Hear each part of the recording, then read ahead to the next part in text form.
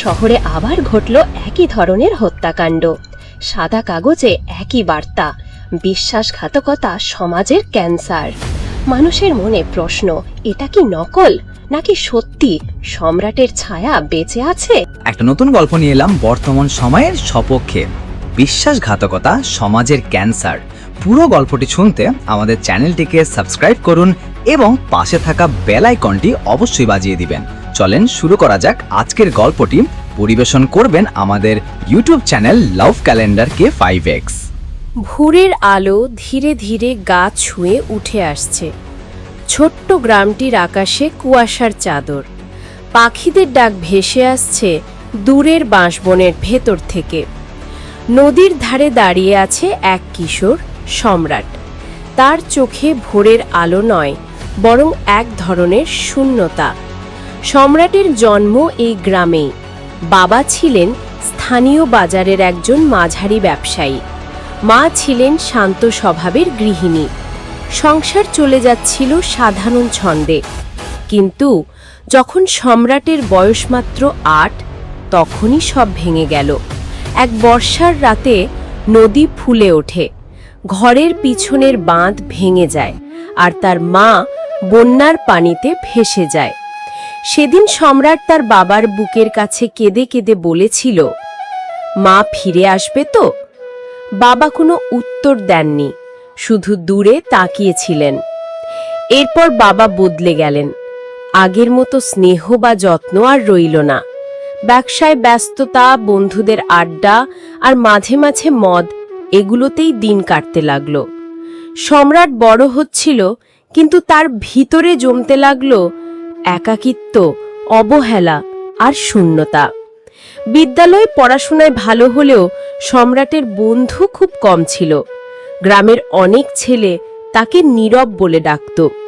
কিন্তু নীরবতার আড়ালে তার মনে জন্ম নিচ্ছিল কিছু প্রশ্ন। মানুষ কেন বদলে যায়? কেন কেউ আপনাকে রেখে চলে যায়? কেন ভালোবাসা এত ভঙ্গুর? সম্রাট প্রথম প্রেমে পড়ে যখন তার বয়স মাত্র 17। মেয়েটির নাম ছিল নীলা।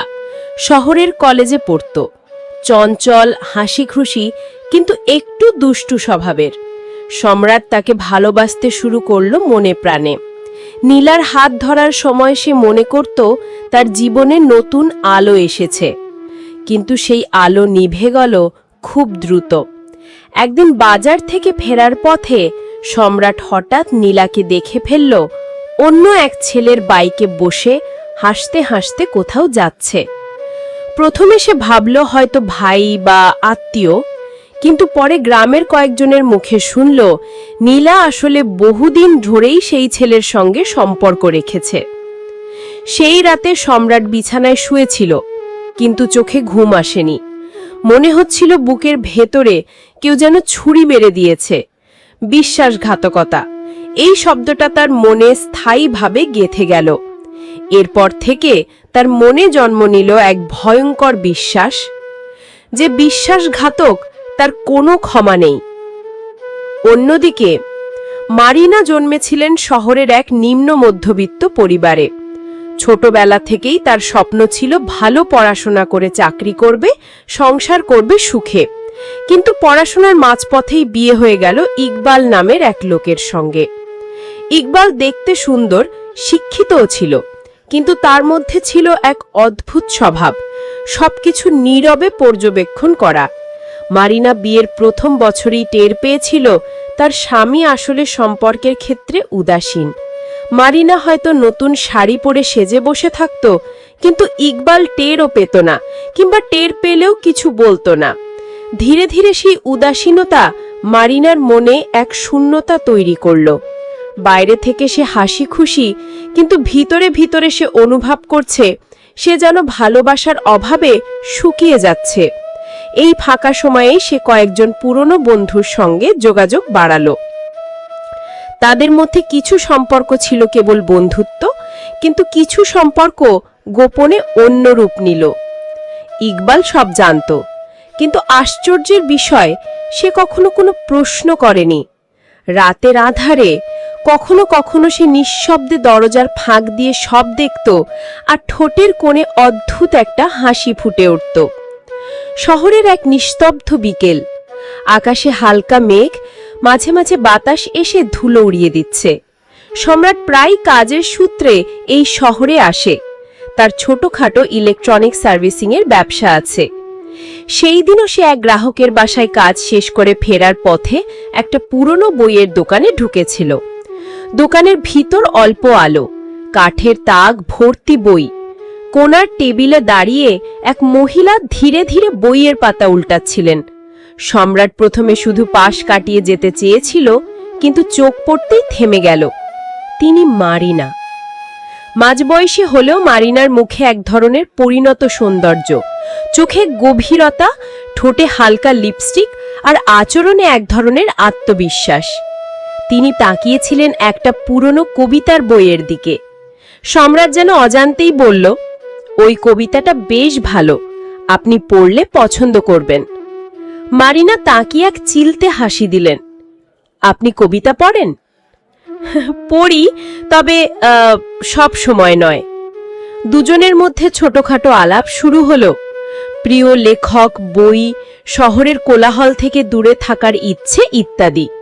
সেই ছোট্ট কথোপকথনেই সম্রাট অনুভব করল এই মহিলার মধ্যে এক ধরনের রহস্য আছে যা তাকে টানছে। পরের কয়েক সপ্তাহে তাদের দেখা হতে লাগলো কফি শপে, পার্কে কিংবা কখনো বইয়ের দোকানে।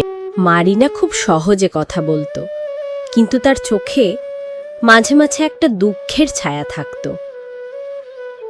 একদিন সম্রাট জিজ্ঞেস করল, আপনার স্বামী? মারিনা একটু থেমে বলল, আছে, তবে সে খুব ব্যস্ত মানুষ, নিজের মতো থাকে। সেই উত্তরে সম্রাটের মনে এক অদ্ভুত প্রশ্ন জাগল। একজন স্ত্রী এত একা কেন? সম্রাট আর মারিনার দেখা বাড়তে লাগল, কিন্তু একদিন সব বদলে গেল। সেটি ছিল বর্ষার রাত। বৃষ্টি ঝরছিল, রাস্তায় প্রায় কেউ নেই। সম্রাটের ফোনে একটি মেসেজ এলো। মারিনা রেখেছে, আজ রাতে এসো, কথা আছে। সে গিয়েছিল, কিন্তু দরজার ফাঁক দিয়ে ভিতরে যা দেখল, তার বুকের ভিতর পুরনো ক্ষত আবার জেগে উঠল। মারিনা আর এক পুরুষ, তারা হাসছে, একে অপরের খুব কাছে। সম্রাট প্রথমে পিছু হটল, কিন্তু পরে বুঝতে পারল ওই পুরুষ আসলে মারিনার স্বামী ইকবাল। আর সবচেয়ে ভয়ঙ্কর ব্যাপার, ইকবাল চুপচাপ দাঁড়িয়ে সবকিছু উপভোগ করছে, যেন এতে তার আনন্দ হচ্ছে।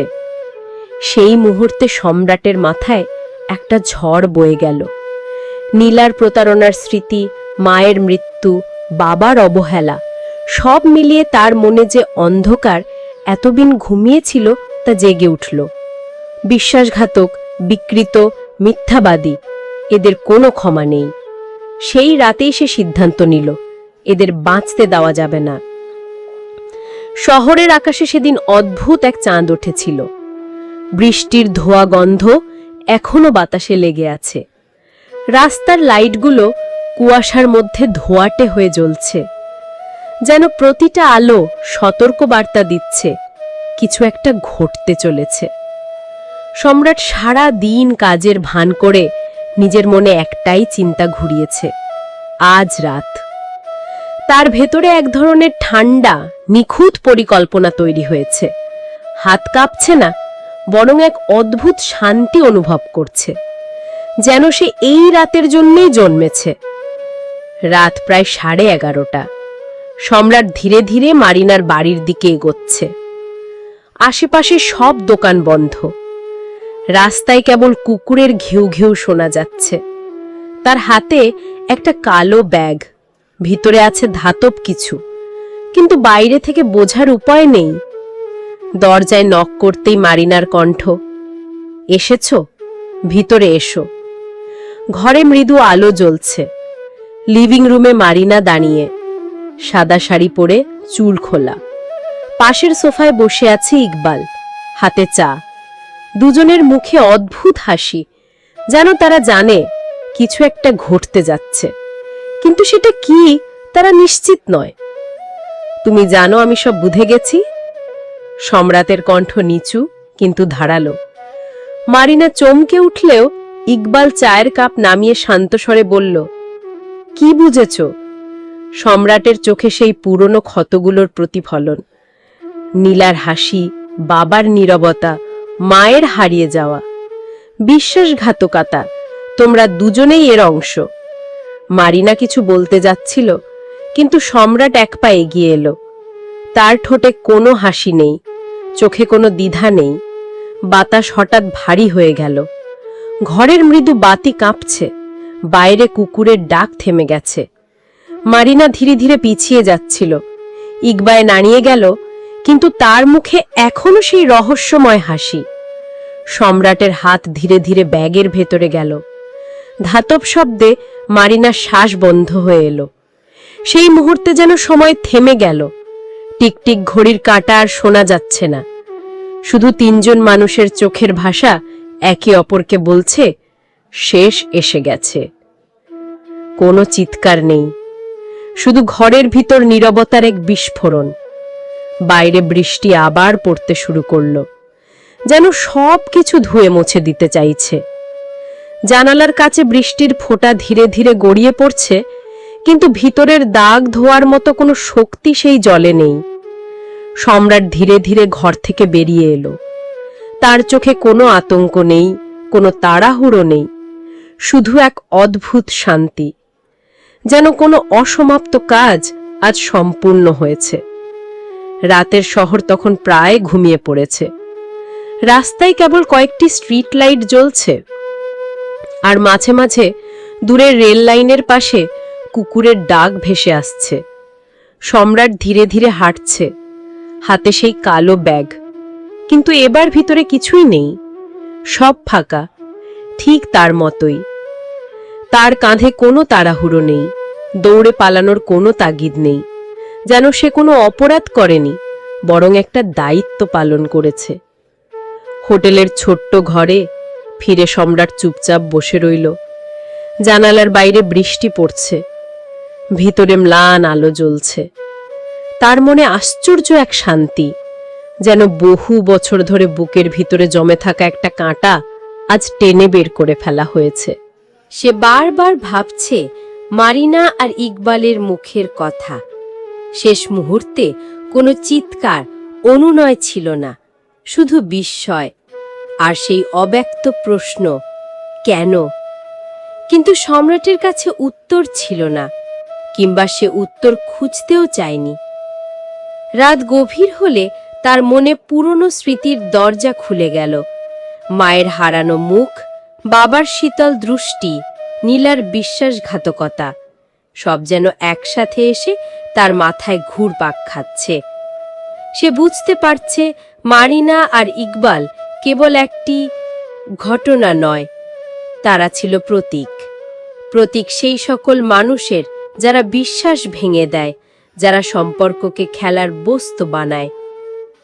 পরদিন সকালে সম্রাট হোটেল থেকে চুপচাপ বেরিয়ে পড়ল। সে জানে পুলিশ তদন্ত শুরু করবে, হয়তো তার পিছু নেবে, কিন্তু তার ভেতরে এখন অন্য কিছু জন্ম নিচ্ছে, একটা মিশন। তার মনে এক অদ্ভুত যুক্তি কাজ করছে। যারা অন্যকে প্রতারণা করে, যারা সম্পর্কের পবিত্রতা নষ্ট করে, তারা সমাজের জন্য রোগ, আর রোগ সারাতে হলে রোগের মূলকে কেটে ফেলতে হবে। এই ভাবনায় তাকে নতুন পথ দেখিয়ে দিল। এখন থেকে সে খুঁজে বের করবে সেই সব মানুষ যারা তার চোখে অপরাধী, আর তাদের জন্য অপেক্ষা করবে চূড়ান্ত শাস্তি। শহরের ব্যস্ততম মার্কেটের ভিড়ের মধ্যে সম্রাটও মিশে থাকে, গায়ে সাধারণ শার্ট, হাতে কেনাকাটার ব্যাগ। কেউ ভাবতে পারবে না এই মানুষটাই পুলিশের মাথা ব্যথা, কারণ সে ভিড়ের মধ্যে মানুষের চোখ দেখে। কেউ প্রেমিকার দিকে তাকিয়ে থাকলেও মোবাইলের স্ক্রিনে অন্য কারো ছবি লুকিয়ে দেখছে। কেউ অফিসের সহকর্মীর সঙ্গে প্রজেক্টের কথা বলে, অথচ দৃষ্টি ভেসে যাচ্ছে তাসের টেবিলে বসা মেয়েটির দিকে। এসব তার চোখে শুধু স্বাভাবিক মানব আচরণ নয়, এগুলো ছিল বিশ্বাস ভাঙার লক্ষণ। এক বৃষ্টি ভেজা রাতে সম্রাট পুরনো ঢাকার এক সরু গলিতে প্রবেশ করল। সেখানে এক গেস্ট হাউসে প্রায়শই দেখা যেত এক মহিলা দিনে গৃহিণীর পোশাক, রাতে অপরিচিত পুরুষের সঙ্গে গলিপথে হারিয়ে যায়। সম্রাট কয়েকদিন ধরে নজর রাখল। তারপর এক রাতে গেস্ট হাউসের লাইট নিভে গেলে সে ধীরে ধীরে ভিতরে ঢুকল।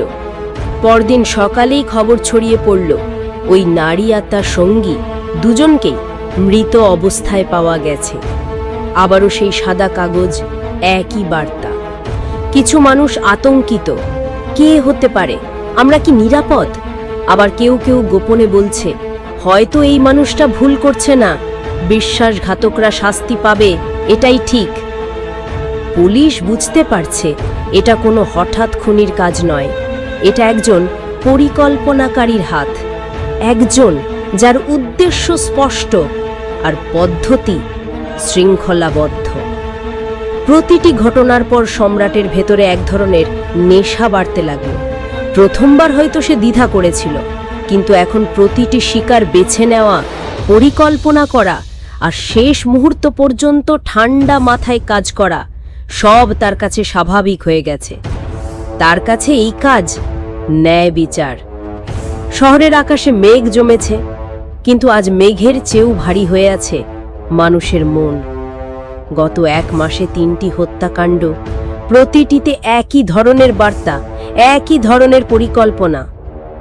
পুলিশের হাতে কোনো স্পষ্ট প্রমাণ নেই, শুধু কিছু অস্পষ্ট সিসিটিভি ফুটেজ, যেখানে একজন সাধারণ চেহারার মানুষ ভিড়ের মধ্যে হেঁটে যাচ্ছে। ডিবি অফিসের কনফারেন্স রুমে কয়েকজন সিনিয়র অফিসার বসে আছেন। টেবিলে 3টি ঘটনার ফাইল, ছবি আর সাদা কাগজে লেখা একই বাক্য, বিশ্বাসঘাতকতা সমাজের ক্যান্সার। ওসি জাকির গম্ভীর মুখে বললেন, এই লোকটা পাগল না, এটা কোনো সিরিয়াল কিলারও নয়, অন্তত সাধারণ ধরনের নয়। সে বেছে বেছে স্বীকার করছে, তার কাছে এটা ব্যক্তিগত ব্যাপার।